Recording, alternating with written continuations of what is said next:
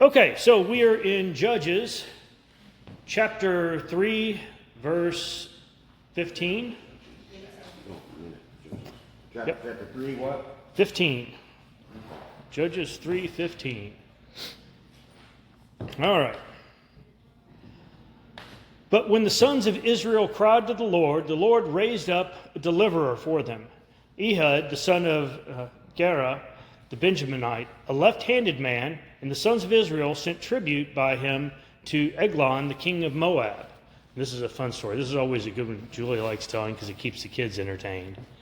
So, well, it's a different one. That's one of the things you find when you're teaching kids. The best thing to do is just go look for all the weird stories in the Bible and pick those. First time I did it was talking donkey, which we've already been through that. But all of a sudden, you got this room of kids. I think we were teaching, it was like 7th to 9th graders, and all of a sudden, all of them are staring at the Bible like this. All of a sudden, you see, and the donkey spoke. It's like all their heads go up, like, "Did you just say that?" So it's fun stories like that that usually get kids engaged. Okay.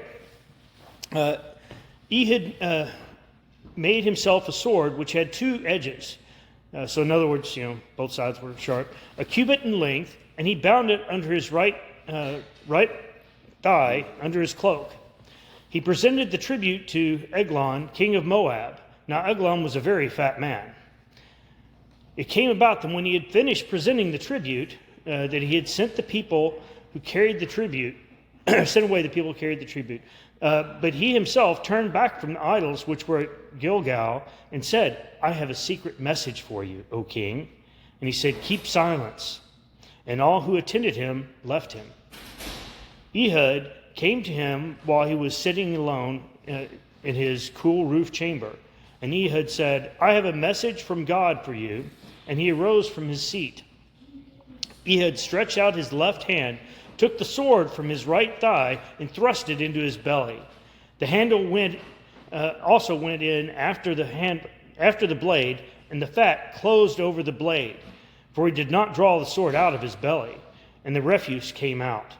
So that just tells you how big this guy is. He sticks him with the sword, and he can't even get the sword out because he pushes it all the way in. So you're thinking up to the hilt, which is the cross piece, and then nope. All he can do is get his hand out. Leave the sword. Just forget it. Get out. But at the time, Did he kill him? Yeah. Yeah, but he was still in there. Yeah. Well, he couldn't pull his head. Depending, different translations do it a little bit differently, but Maybe he never got anything important. nope, just went all the way in and you couldn't pull it out. He just, okay, let go, leave the sword. And you got to think, a sword in those days, that was a lot of work for somebody to make a sword. And if you've ever even watched a show on people making swords or knives, that's a lot of work. I mean, a lot of work. I mean, my father liked to play around with forge, and he'd, beat into things, various tools and wrought iron and all. Yeah, but man, that's a lot of work. He probably could be on that 600-pound life now. There you go. It doesn't say he couldn't pull it out. No, he It just doesn't. says he left it. He left it, yeah. But again, some translations I've read not Says that he couldn't pull say it out. he didn't. It was one of those where he just all he could do is get his hand out. Is the implication? But you said something about the donkey that see. Yeah. It reminded me of something. It's really important. Anyway, years ago, do y'all remember they had a show that had a talking horse? Yep. Mr. Ed. Mr. Ed, yeah. It was Mr. Ed. Mr. Ed. Okay. Well, then you can go watch Shrek, and you have a talking donkey in there too. So it's all on how you look at it. But that's one of those oddities. The other one I really liked for the kids was one where it's say dinosaurs aren't in the Bible. Tell me, what has a tail like a redwood? Yeah. Now let's think. What's Cedar. a cedar? Yeah. Tell me, are cedars really tiny or cedars really big? Well, cedars are pretty big, aren't they? Well, last time I checked, every Bible reference I ever looked at that had footnotes always says likely an elephant or rhinoceros. Those have tails that look like a little whip.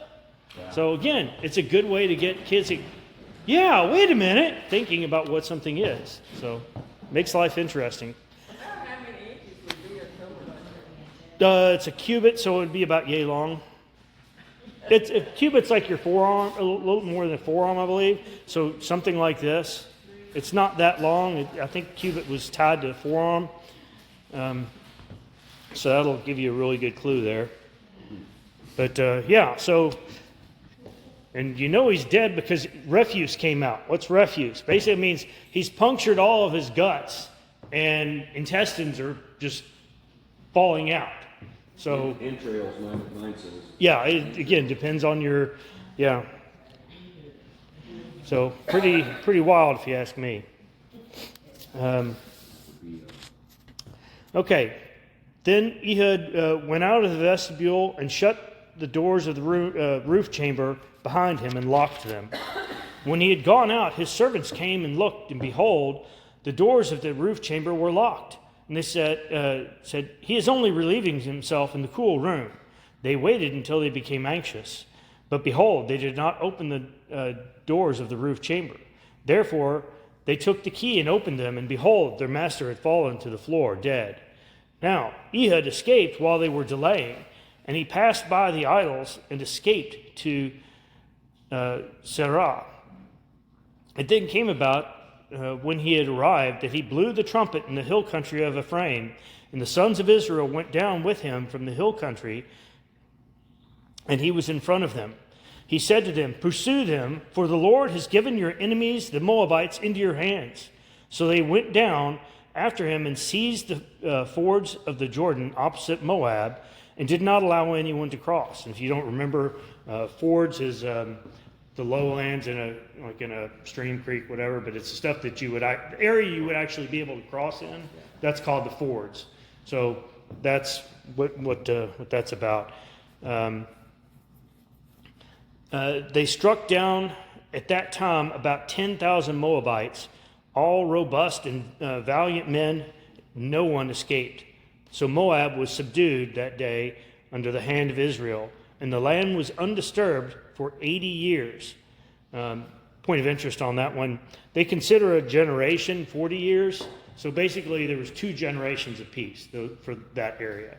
So why 40 years? Well, 40 years is considered a generation because that was kind of the average lifespan of people. It's not that people didn't live longer. We know that. Days of man are 120 years. But even today, how often do you see somebody living much past 100, right? It's not really common. It does happen. Yeah, in my family, still got a grandmother alive, 101. So it does happen. But anyway, I'm just trying to make sure you get an idea of what they're thinking of. They're seeing as 2 generations. And after him came Shamgar, the son of Anath, who struck down 600 Philistines with an ox goad, and he also saved Israel. Boy, talk about a minor prophet. You get one line. Now, I don't know about you all. My first question is, what's an ox goad? All right, so an ox goad is basically a long stick, usually with a metal end on it. Now, if you ever deal with cattle today, we use fiberglass rods. When you're trying to get a cow to move around in a pen or something, you take this fiberglass rod and just whack them on the butt, and you move them around where you want them to go. Same concept, except they were using something much heavier and wooden. But I think the metal on the end was because, again, you're constantly hitting the animal because you're trying to get them to obey and do what you want. So that's what it is. So basically use those and took out 600 Philistines. Man, God's got to be with you. I don't know about you all. Have you ever thought about what it takes to just swing something like that? I mean, keep swinging it. I don't care if the 600 people stood in a row and just, bowed over to let you hit them in the head and kill them. But can you think how much effort that would take to swing it hard enough to kill somebody 600 times? And these people aren't just lining up letting him. So I'm just trying to put it in perspective. God's got to give you a lot of strength to do something like that. I can't imagine being able to lift my arm up after that. So did he do that by himself? Don't know. It doesn't clarify. That's one of those, did he do it? Did he do it with some? But he's saying that, with an ox goad, so I'm kind of assuming he certainly participated in some large capacity.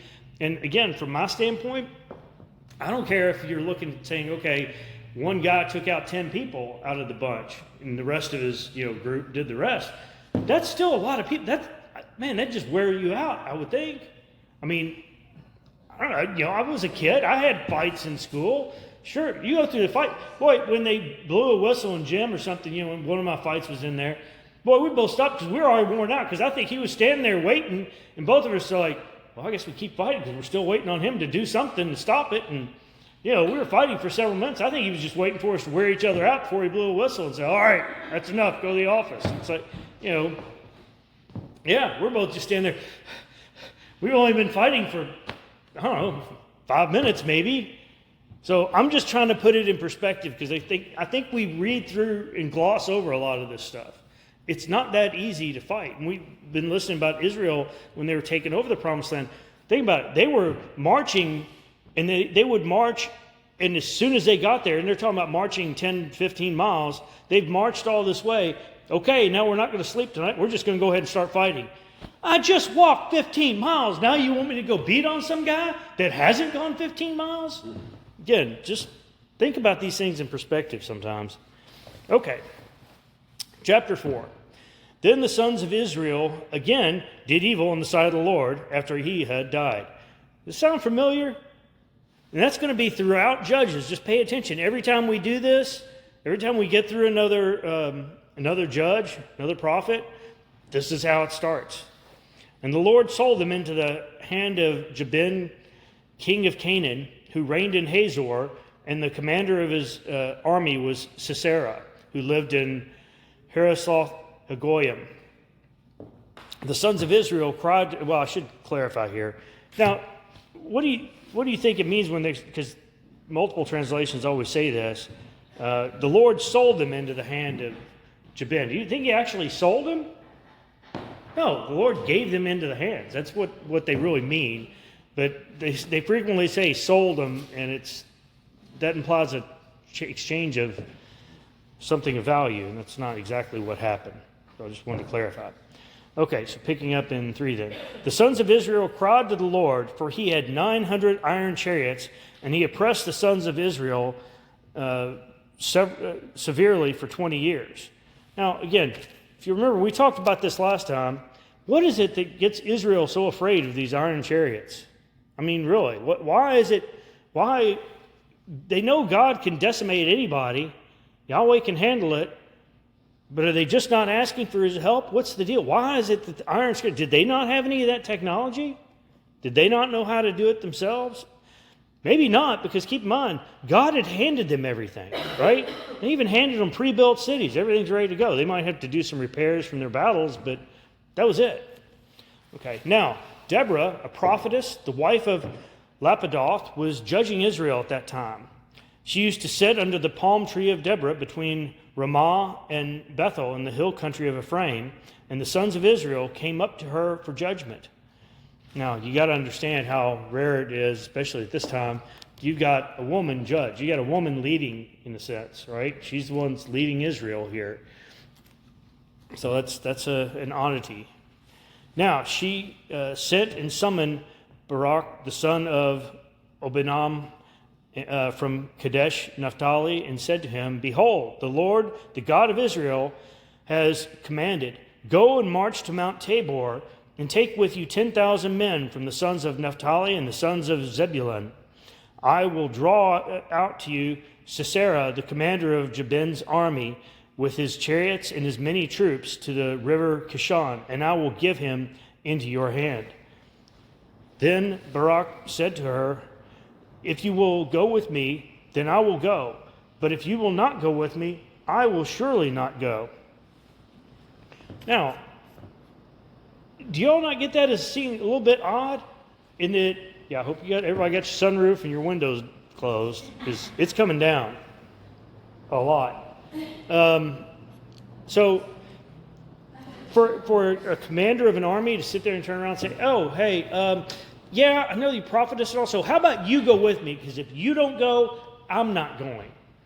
So, lack of faith here for one thing, because you got the person that's running, the person that considered, a prophetess. I mean, that's what she's labeled as in verse 4, and as a judge as well. So a prophetess, because all of them the judges aren't all prophets. Sometimes we forget that. But in this case, she's both. And this guy's decided, if you're so sure about this, you go with me. You go first, right? I love her response. She says, I will surely go with you. Nevertheless, the honor shall not be yours on this journey that you are about to take, for the Lord will sell Sisera into the hands of a woman. Then Deborah arose and went with Barak and Kadesh. Barak called Zebulun and Naphtali together to Kadesh, and 10,000 men went up with him. Deborah also went up with him. So see, he's not going to get the honor out of this. He's not going to get the glory, because that's what the guys are in this for. Leaders say, I was there. I led the army. I did. No. You didn't lead the army. Deborah led the army. You were just there. Well, they're my men. Oh, yeah, but you weren't in the lead. Now, Heber, the Kenite, had separated himself from the Kenites, from the sons of Hobab, the father-in-law of Moses, and had pitched his tent as far away as the oak in Zanium, which is near Kadesh. And keep in mind, that's what we talked about this last week. When they talk about as the oak in that area, they're usually talking about one of those huge oak trees that we talk about does hold up several cathedrals in England and places like that. So this is obviously a massive, massive tree. So everyone would know where it was. Because today it's the oak, the one out in my front yard. Which one? They're 10. So different perspective here. That's why I'm just trying to make you understand that some of those were huge back then. Then they told Sisera that Barak, the son of Abinoam, had gone up to Mount Tabor. Sisera called together all of his chariots, 900 iron chariots, and all the people who were with him from Harosheth Hagoyim to the river Kishon. Deborah said to Barak, Arise, for this is the day in which the Lord has given Sisera into your hands. Behold, the Lord has gone out before you. So Barak went down from Mount Tabor with 10,000 men following him. The Lord had routed Sisera and all his chariots and his army with the edge of the sword before Barak, and Sisera alighted from his chariot and fled away on foot. Now, Barak pursued the chariots and the army as far as Harosheth Hagoyim, and all the army of Sisera fell by the edge of the sword. Not even one was left. And again, that's impressive. They're just slaughtering these people. But this is what happens when you trust the Lord and do what the Lord says, not let yourself do it your way. God's way is always right. For all we know, half these people died from being trampled or falling off their horse. Why? Because look at it historically, God does that kind of stuff to them, to where Israel doesn't have to do all the actual fighting. Now, Sisera fled away on foot to the tent of Jael, the wife of Heber the Kenite, for there was peace between Jabin, the king of Hazor, and the house of Heber the Kenite. Now, I'm going to explain a couple of things here real quick before we read the next part. Mainly because you need to understand what the rules were at that time. Because again, today, and the reason they don't explain this stuff in here is we all know what societal norms are right now, right? In this day and age. Are they going to know what those were if they're reading your diary 1,000 years from now? No, because they're probably going to be completely different norms. So we have no idea. Or we have an idea, but you got to bother to go do research because it's not written down in the diary that, this is how we do things today, right? So with this, you have to understand that a man could not go into a woman's tent unless he was her husband or her father. No one else was allowed to go in, period.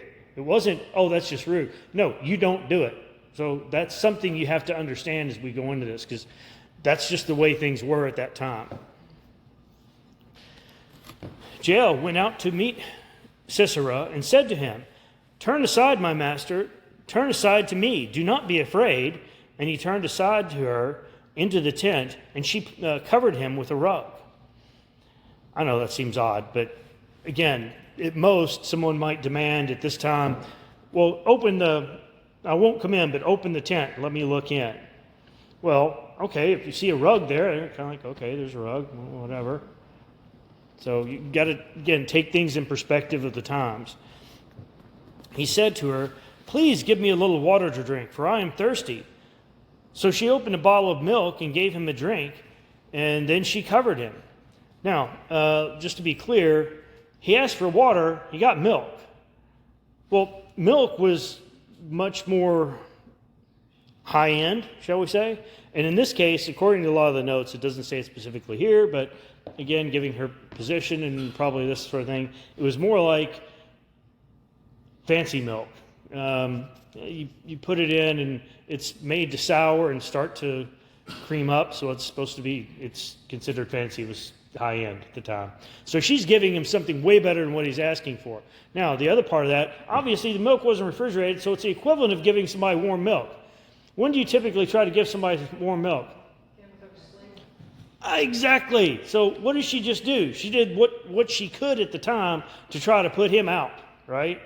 She didn't go looking, let's see what kind of drugs I got around here. No, wasn't an option. I mean, they could have. Depends on what her role was. That's feasible. But no, she's giving him basically warm milk. Okay. He said to her, stand in the doorway of the tent, and it shall be if anyone comes and inquires of you and says, is there anyone here? You shall say no. Now, what he doesn't really know is that her people actually had an alliance with Israel at a previous time. And she still is following that allegiance to Israel. Now, it was a treaty. She's not an Israelite. That's not what I'm implying. But she did have an agreement with Israel, and they were at peace. And she still remembers what their God can do. So keep that in mind here. But Jael, Heber's wife, took a tent peg and seized a hammer in her hand and went secretly to him and drove the tent peg into his temple, and it went through into the ground, for he was sound asleep and exhausted, so he died. What a way to go, man. Tent peg through the temple? Y'all know what a tent peg is, right? Okay, just got to ask the dumb questions sometimes. So yeah, just have a tent peg hammered through your temple. Yeah, I think back then, you didn't have an iron tent peg. I'm sure it was a wooden tent peg. Can you just imagine beating I understand he's asleep and all, and you're going, presumably he's covered with a rug, right? So she knows where his head is on there. She just, okay, right about there. Wow. She had to be pretty strong, Yeah. even though that's a soft spot for a human. Yeah. She had to be strong, Well, and it better be a good blow the first Yeah. time. Yeah. Well, and that tent peg's got to, it's not going to be small. Again, and like my mother said, can you imagine beating that through? You might get the first hit, okay, but she's going to have to just bang, bang. Okay, now we're through. Seriously, even as a soft spot, man, drive that all the way through somebody's head. Whoa. What a way to go. That's all I got to say. And so I love the last part. So he died. Yeah, you think? You didn't really have to tell us that. I can guess that one. And behold, as Barak pursued Sisera, Jael came out to meet him and said to him, come, and I will show you the man whom you are seeking. And he entered with her. And behold, Sisera was lying dead with a tent peg in his temple. Again, I can figure that one. So God subdued on that day Jabin, the king of Canaan, before the sons of Israel. The hand of the sons of Israel pressed heavier and heavier upon Jabin, the king of Canaan, until they had destroyed Jabin, the king of Canaan. So it shows you that Deborah was definitely a prophetess, because not only did she tell him, okay, yeah, you're going to go down here and win. That's just what God told me. Oh, no, we're beyond that. And guess what? Since you wanted me to come with you, a woman's going to kill him instead of you. Sure enough, right? It's kind of cool. So you got two women in this story.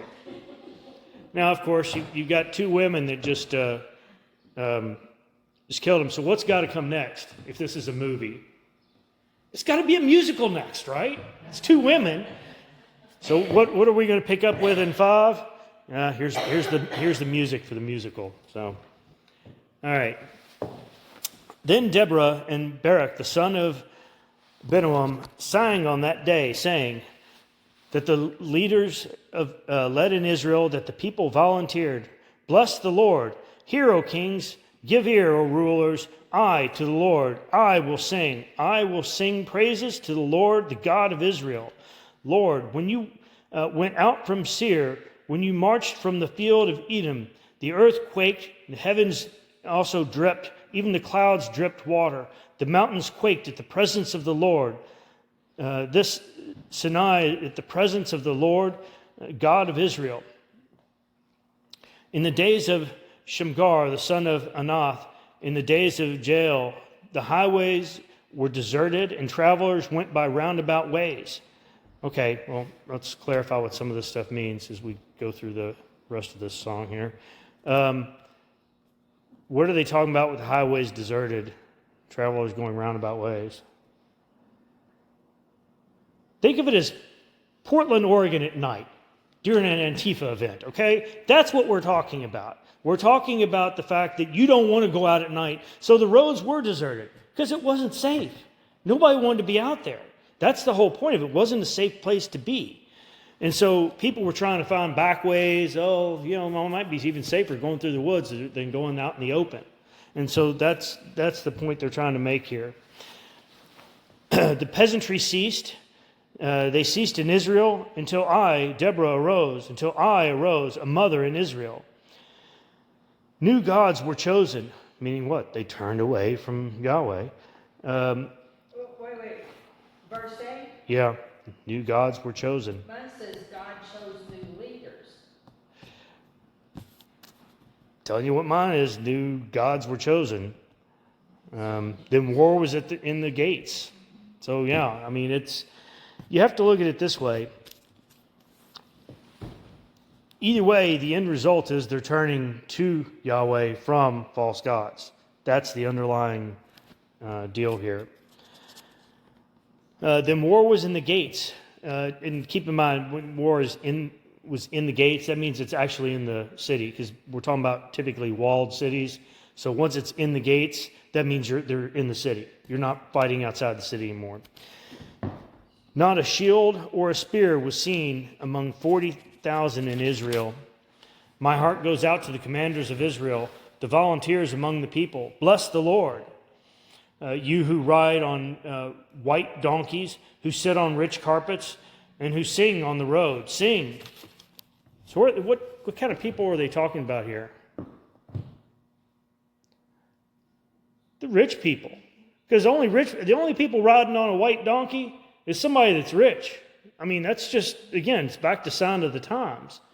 And, this is a time which, it was expensive to have a horse or a donkey, okay? If any of you have ever maintained those, I'm not a horse or I'm not an animal person in that sense. I'm an animal person in the sense I like my cows because I can eat them, okay? A little different. But when you're trying to maintain horses and donkeys, they're a lot more work, and you have to be much more careful with them. My mother-in-law has always liked taking care of horses and donkeys, and I see how much work she has to do just to maintain them. So it wasn't something, you look around today, who has horses? Usually people that are a little bit more wealthy, let's be honest. You got to have the land for it. You've got to have all the supplies that you need. Just trying to make a point that's who they're talking about here. These are the rich people. There's nothing wrong with having those things. I'll fill in for Floyd since he's not here. It's not a problem to have money. It's the love of money that is the root of all evil. Sorry, he'd always chime in that here, so this is right timing. At the sound of those who divide flocks among the watering places, they shall recount the righteous deeds of the Lord, the righteous deeds of his peasantry in Israel. Then the people of the Lord went down to the gates. So where are they reciting this? Basically around the watering places. Why? Because that's the only time you got around and saw other people. The farmers bring in their flocks. People would come in to get water for their household. So wherever the watering place was, that's where people were going to congregate. There and honestly at the gates. Those are the two big areas to do it. So if you're in the town, you're gathering at the gates. If you're out in the pastures, you're gathering wherever the water is. That's just, again, sign of the times. That's how it worked. And that's where they were recounting their the stories. Basically, their way of reminding people. Remember, it's all repetition. So if you did this as a song, this is something that they're going to continue repeating, retelling the story so everybody remembers. Because it's not everything written down and accessible to many people. Awake, awake, Deborah. Awake, awake, sing a song. Arise, Barak, and take away your captives, O son of Abinoam. Then survivors came down to the nobles. The people of the Lord came down to me as warriors. From Ephraim, those whose root is in Amalek came down, following you, Benjamin, with your people. From Machir, commanders came down, and from Zebulun, those who wield the staff of office. And the princes of Issachar were with Deborah. As was Issachar, so was Barak. Into the valley they rushed at his heels. Among the divisions of Reuben, there were great resolve of heart. So basically what all they're talking about so far is they're talking about who actually showed up to help Israel. Who showed up to help in this fight. And that's also going to go into who didn't, right? Because this is the whole thing. Israel's supposed to be working together, but Israel keeps turning away from Yahweh. Israel keeps failing to follow God. And there are consequences. And if you recall, it doesn't have to be everybody. Even a part of them turns away and God tends to punish the whole nation. Now, you're making a point of saying, hey, these people were with us. These people were with God. These people followed what the prophet and the judge said to do. Why did you sit among the sheepfolds to hear the piping of the flocks among the divisions of Reuben? They were great searching of heart. Gilead remained across the Jordan. And why did Dan stay in ships? Asher sat at the seashore and remained by its landings. Zebulun was a people who, now this is, some translations here use despise their own lives enough even to death, and Naphtali also on the high places of the fields. Others, on verse 18, says Zebulun was a people who risked their lives, jeopardized and risked their lives even to death. Meaning, several of these people, Dan didn't show up. They stayed in their ships. Gilead, they didn't even cross the Jordan to come help. Asher stayed at the seashore, but Zebulun was one willing to go help. And Naphtali also on the high places of the field. So again, just trying to give everybody a history of what happened in this event, in this battle.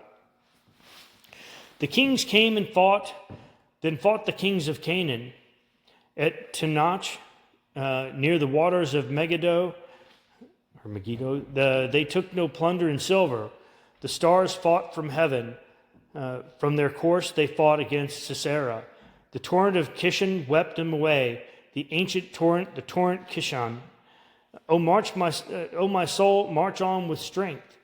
Then the horse's hooves beat from the dashing of his valiant steeds. Curse Meroz, said the angel of the Lord.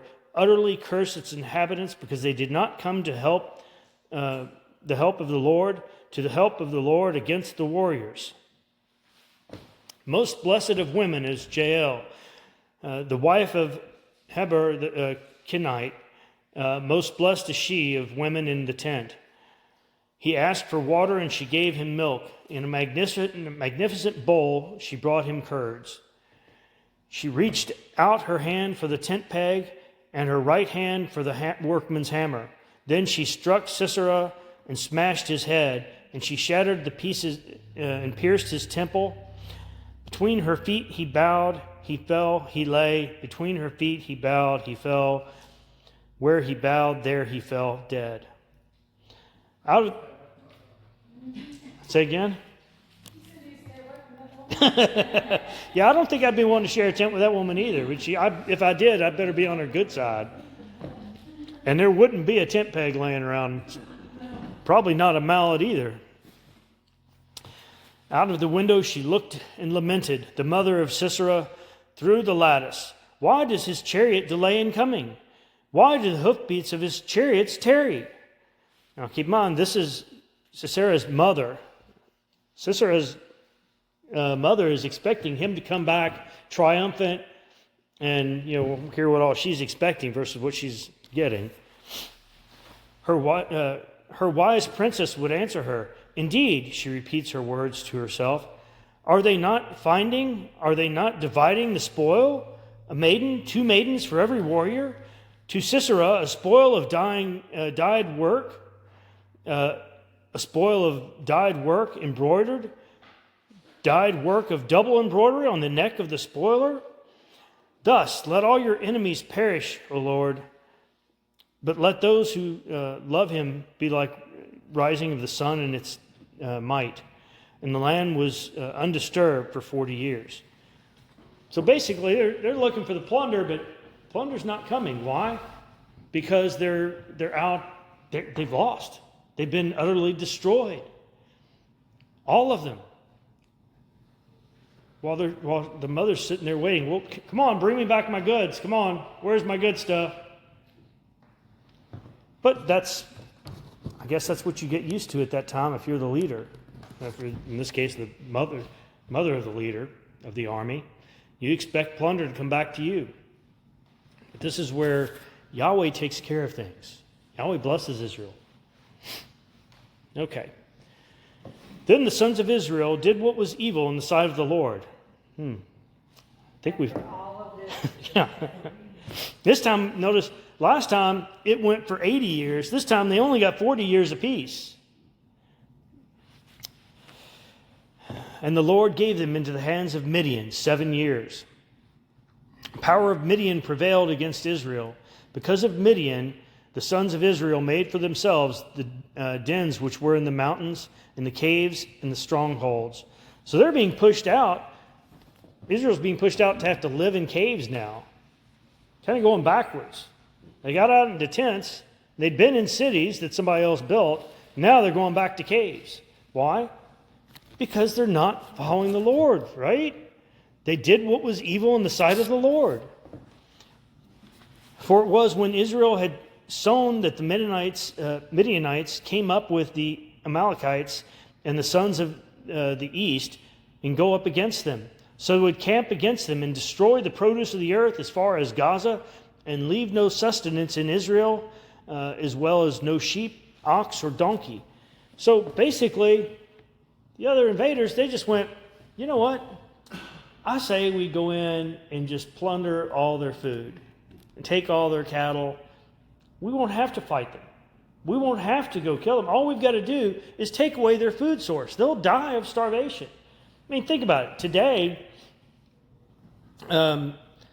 if nothing else, we probably all have enough canned goods to go for a week, 2 weeks. Start eating the things we've got around the house we don't really like as much. 3 weeks.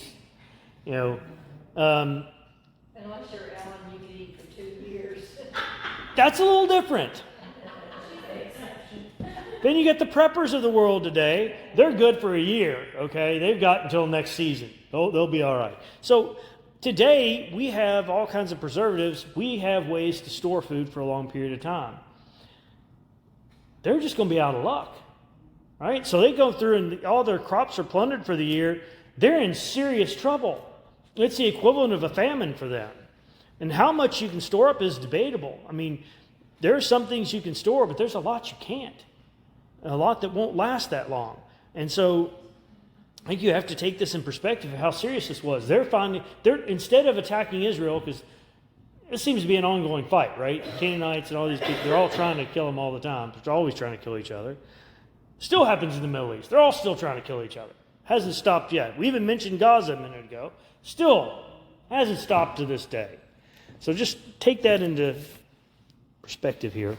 You know, a lot of people say, there'll never be a famine in the United States. It could never happen. Oh, it can happen. All we've got to do is stop the rain. The Yep. cattle will die, crops will not grow.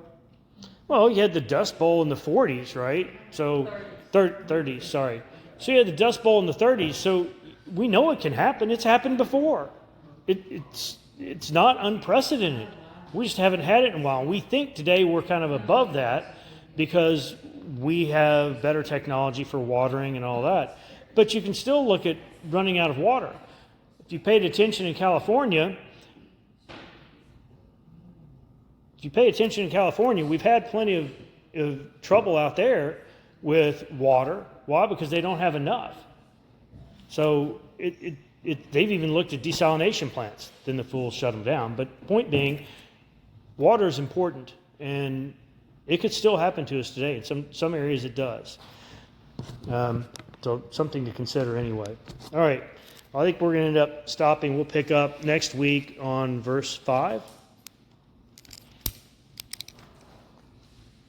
So next week it'll be, chapter 6, verse 5. All right, let's go ahead and close in prayer. Dear Lord, we thank you for the opportunity to be here today and to discuss your word and hopefully gain a better insight of how things were, how things are, and where we need to be in your sight. These things we pray in Christ's name. Amen. How you doing, Tony? Are you in good shape for the shape you're in? That's the question. Yeah, right. That's what it really comes down to, isn't it? I just can't. Is your hip at least better now? My hip's locked better now. Okay, good. I'm glad My to back hear that. is locking up again. And I've been trying to do some, arch my back, hold for 3 seconds. I do that about 15 times. I'm trying to strengthen it, but what I think it's doing is it still pops out if I bend over. Now it's harder to get back in shape because of the muscles are, I don't know, it just seems like that. But all I got to do is bend over and pick up a bottle cap and I'm messed up. Well, if I go do a hard day's work and I'm shot by the end of the night, I'm laid up. Back? Yeah. Back? Yeah. My back will proceed. I can't. There's no good way for me to get over it. I mean, I can try the hot bath for a while, but it'll take an edge off. But it gets rough if I do a good day's work. Something that 10 years ago I'd have done that work and I thought twice. Yeah. Yeah. So unfortunately, She keeps trying to get me to the doctor and ask me, get an MRI or X-ray. I don't really want to because I know what's going to tell me. Probably I need back surgery again. I've had that surgery, yeah, no, there's I had back surgery, knee surgery, and hip surgery since we built that house. 8 years. Yeah, I get it. It's a pain. I get it. Oh, I told God I would play bass for God's music as long as I could. And I guess if I have to do it in a chair and have to get everybody else to move my stuff for me, We can figure it out. It's just a pain, I know. I don't know. I just hope that I can continue doing it for I just still, lots of years. The older you get, the longer it takes to heal from stuff, too. It kills me. I mean, Yeah. scars that and should look be at gone, but my hand right now today. I've had that for a long time because of the weather. I think my hand's worse. just killing me all day. Since I got out of bed, this hand has been Yeah. rough. that.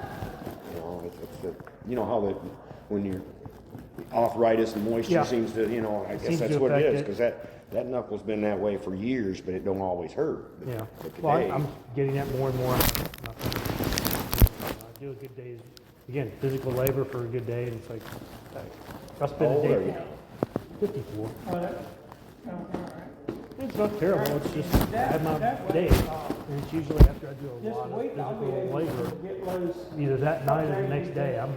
My back is still hurting today, and all I was doing was working on trim work in the bathroom, running wood through a planer, and making baseboard and putting it up. And it's like, good grief, it's not difficult. Like I say, I'm gonna the trencher two of the tomorrow, places and I would like I to got no Yeah. problem using the trencher by myself, but I just realized that the gate on my trailer, but in my I'm gonna probably bedroom, whack it's my not back out of places shape, that just I get like the to gate up and Or the down, gate, yeah. I don't know how I'll get anybody else around to help me do it. I've got to do this and try to do it in 4 hours so I can get it back and have to pick up Madeline at 3. I'm gonna have to rent one for a Yeah, week. that's something we could. I don't have a choice. I didn't want to call. But when you look at the time and what all I have to do, I can't do it in a day. Yeah. And by the time you hit 3 days, you might as well buy for a week because it's the same price. So it's like, it's one of those, it's a stupid thing, but at the same time, it's like, well, if I'm gonna do it, and with my luck, if I do it and say, okay, I just need it for 3 days, I'll do it for that. I'm gonna have a server crash somewhere and I'm gonna be out doing that. I'm like, at that point, it's cheaper if I'll rent it for a week and if something happens, I'll still have time to do it. Because I've got, I've got the well that's up on the hill a little bit. I've got to get water. Well, first I got to trench from that into my fenced-in area because all that hill is fenced now, or that section is. And I'm doing the field behind it that goes all the way to the top of the hill. So I've got to trench all the way up to the first hill, back down and up some, so I can put one up there. So I want to move the cattle up there. I want to rotate from the field. Yeah. I got to have a water source everywhere. So by the time I do it, we're talking about, I mean, that's going to take a day just to trench that, even with a decent trencher that I ran. I was trying to get an 18-incher. They down for repair. So they called me the other day and offered me the 36-incher for the same price. Oh, Yeah, okay. hey, Well, thank you, James. You're welcome. I would have fell asleep if you hadn't got off on paid mallet. I know. I get it. Oh, I get one? Sweet. Thank you. Appreciate it. I'll have that now.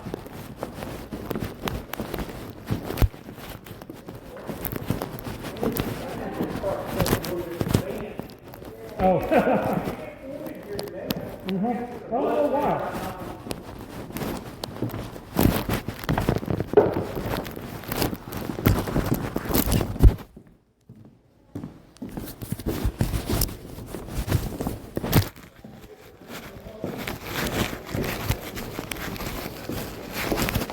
I'm sorry. No problem.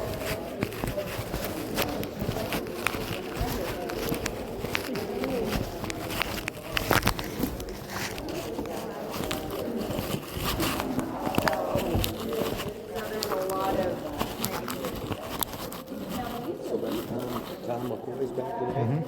That's who it was. I thought I recognized him. He's back today and his protege is doing it next week. What's the protege? Gerald needs mine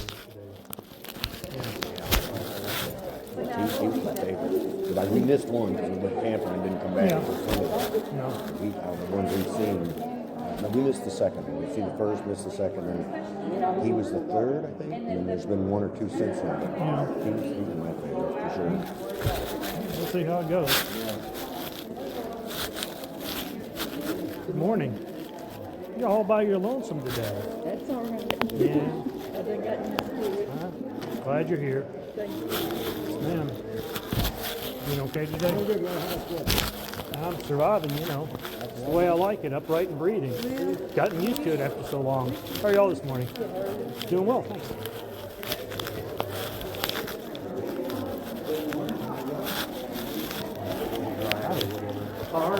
Just run all the time. Oh yeah, of course, right? How are you all? I'm good. You ready to play next week? I don't want to play no more. Yeah, well, my mother and my wife will both be out next week.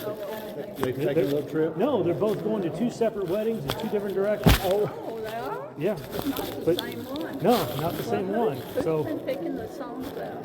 she has been. Okay, I hope you'll let me pick them. I would expect so. Yeah. I'll refuse if you don't. I'd just tell Steve this is what we're going to be playing here. Yes, if you can sing these or I'll just play Yeah, them. exactly. Shut my piano up and put all my music in a tote. Really? I've retired. Tired from it? I Well- retired in 21. The choir gave me a big Yeah. Yeah. What? 20. How many times have you retired I though? was going to say though, my mother retired from it, and here she is playing again. So that retirement you had, yeah, well, that's not going to stand. I've retired about 3 times. Which reminds me, I came to remind you the next Sunday's yours. That's why I was just They told doing. me. Make sure she was ready for it. I time, I done put all my music in a tote and closed up my piano. Happens at some point. You know, it's one of those things. I truly enjoy playing the piano. I'm not as good as I used to be, and that kind of I'm bothers not me. either. These knotty fingers and arthritis, Yeah, I know. heart I know. failure. Well, let's just not have heart failure in the middle of it, okay? If I fall over, that's We got an AED. Yeah, we're good. It's nice and close, other side of the room. It's all good. Sorry, I didn't mean to block your old work. My apologies. All right. So, how are you anyway? I haven't gotten to talk to you today. Tony was complimenting your teaching. Oh, really? Okay. I do try. I do my best. I hope I'm still keeping you somewhat entertained in there. It was a fun lesson today. Yeah. With all the women and the Yeah. hitting people in the belly. Yeah. And the stuff was so fast. You basically lose the sword man. It's rough stuff. But those are the ones I like when I can talk about something that can wake somebody up for a minute. So James was like, if you hadn't talked about that sword going in, I think I'd have fallen asleep today, but at least that one kept me going. Okay, all right. Yeah, he said, Yeah. do it. I told you, he's good. I mean, we've used him for a long time now. Good morning, sir. How are you? I think I'm okay. Well, I'm And glad to yourself? hear that. I'm hanging in there. Okay. Hair in the biscuit mode, huh? Typical old guy stuff this Yeah. morning. Can't remember nothing. How do you get that CRS going on, That's huh? it. I think we all have that some days. Yeah.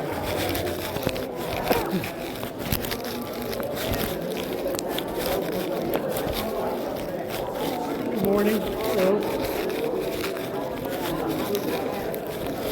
Good morning. I'm good, thank you. Yourself?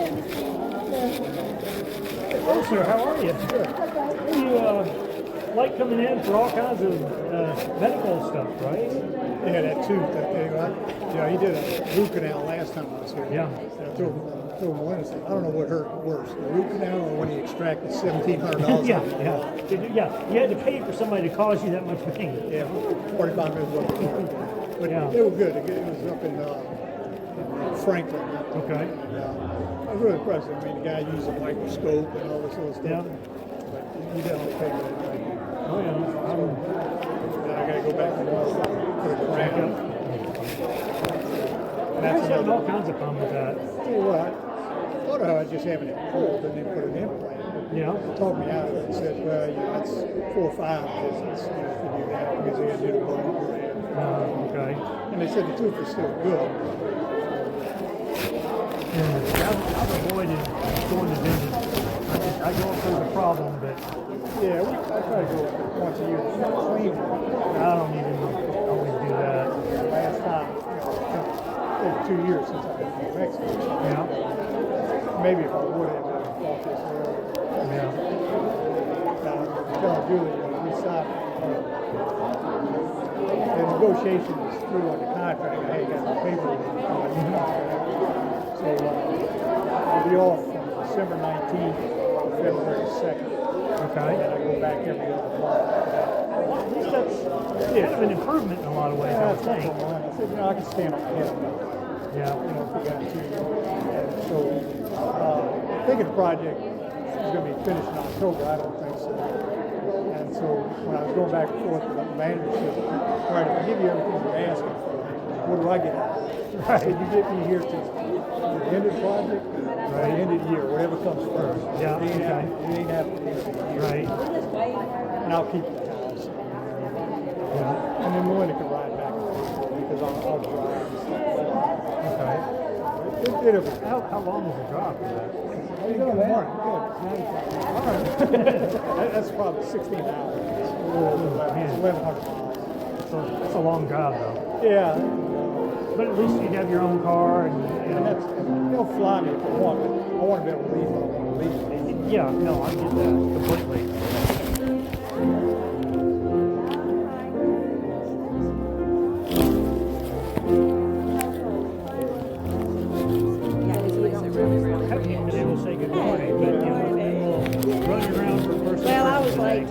so sorry. Yeah, that's all good. Charlene was giving me a little back. Was you staying good with your clean glasses? Except they're scratched up. Yeah, well, I can't see the scratches. All I'm using for is, the close up. I was hoping normally I step back, but today I just couldn't quite I focus. see it. It happens. Well, age. Yeah, age.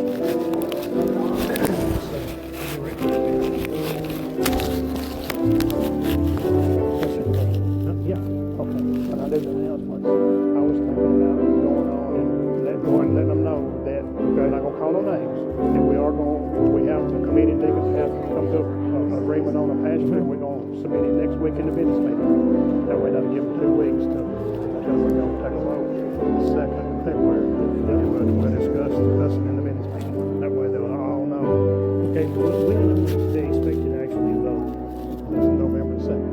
The problem with that is they won't have time to preach just Jay that day, right? Right. So he's not really gonna be the pastor, he's gonna be the youth leader. Well, he's going to be preaching 3 months out of the year, so I think it's a really big deal to be able to pray about that before we get this way.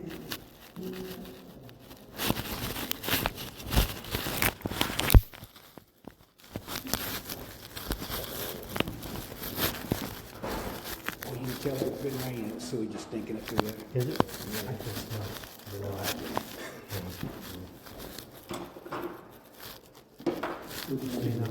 Yeah. Do you know who had a brace on with that?